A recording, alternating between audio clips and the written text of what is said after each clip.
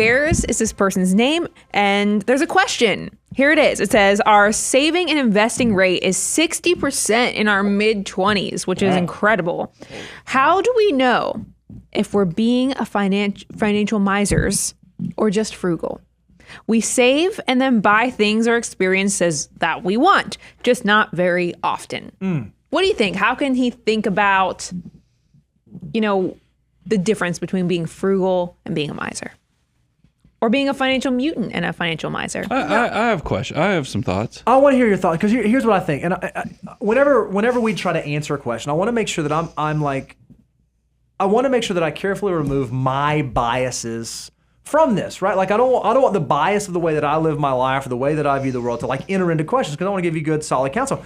And I recognize some people are just they're just naturally like they just don't. I don't spend a lot of money. The things that I do don't cost a lot of money. I don't need a lot of things. And so I've got this income coming in. Like when I hear a 60% savings rate, my mind immediately goes to, oh man, this person must be really like cutting back and da-da-da. But they just said, hey, if we want to do things, we do it. And if we want to have things, we have them. But there's just we just don't do it super often. So what would your thoughts, what would your response to that be? This is not scientific. It's not analytical like a lot of financial content is. It's more of a mindset thing, is that when you're like have those quiet times, like you're on your back porch or, and you're just reflecting on your life and you're saying, hey, am I happy with, where things are? Do I feel like I'm living the best version of where I am? Because that's your biggest fear is You're wasting your 20s, because you're only going to be in your 20s once. You don't want to waste your 30s because you're only going to be in that stage for a period.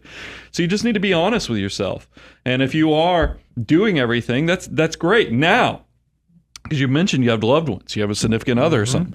Do the exact same exercise thinking about the feedback you're getting from them. Because that's usually when I get comments from people and saying, I've got too many loved ones saying, why are we living such a tight-wad life?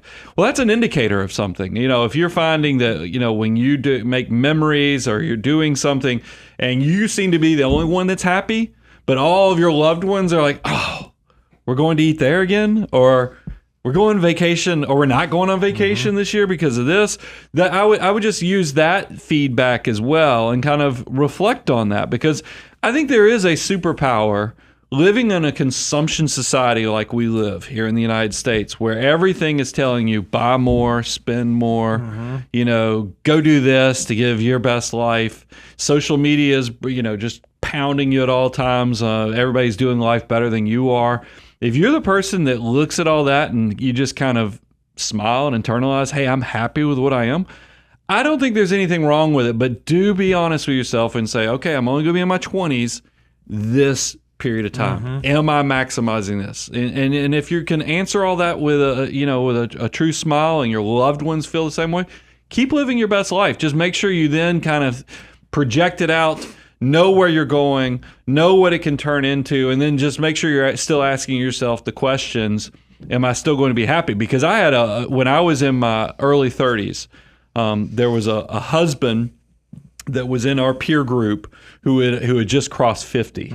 And he was like, hey, just make sure that you, when you're doing all your goals and other things, that you take into account that you will change as a person, both mentally as well as physically. And he was like, so if you think you're going to go hike some great mountain or go on this exotic, trip when you're in your 50s and 60s, just realize you might not physically be able to do that as well. And that's always, and it's kind of like, I had the pastor who when he crossed into the 40s, he's like, man, it was a fork in the road moment. I kind of had to choose. That's when I was going to work, because health is wealth also. So just make sure you're reflecting on those things too, Bears. But I wouldn't get in a hurry to increase lifestyle too much. Like when I think back on my 20s, it's being a little like reflective here. It's not so much that I wish I would have spent a lot more money, because like as I got into my 30s, like I was happy that like lifestyle increased and there was new stuff that we were able to do, and that was all exciting. The thing I would have done in my 20s differently was like time. Like I'd have gone to more. It means that I'd have gone to more movies on a Tuesday afternoon. Like I'd have done more of that stuff if I could have done that stuff. It's not necessarily the expensive things. It's more the experience things, the memories things. I don't know that just because you have a 60% savings rate, you ought to go figure out how do I find ways to go spend more money. Because if you do allow your lifestyle to increase, most folks, just generally speaking, their lifestyle gets higher in their 30s and then higher in their 40s and then higher. Like your lifestyle increases through time.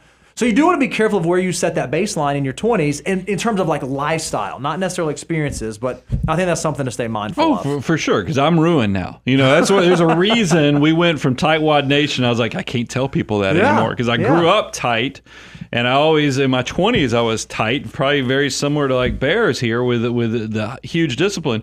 But then once you start tasting the better food, staying in the nicer hotels. You can't go back. You're like, oh my gosh. That's why you got to make sure. I'd rather you be conservative with those decisions, especially if you're happy, because that's the thing is I think it's too many people out there in the consumption world we live in go get the nice stuff before they can afford it.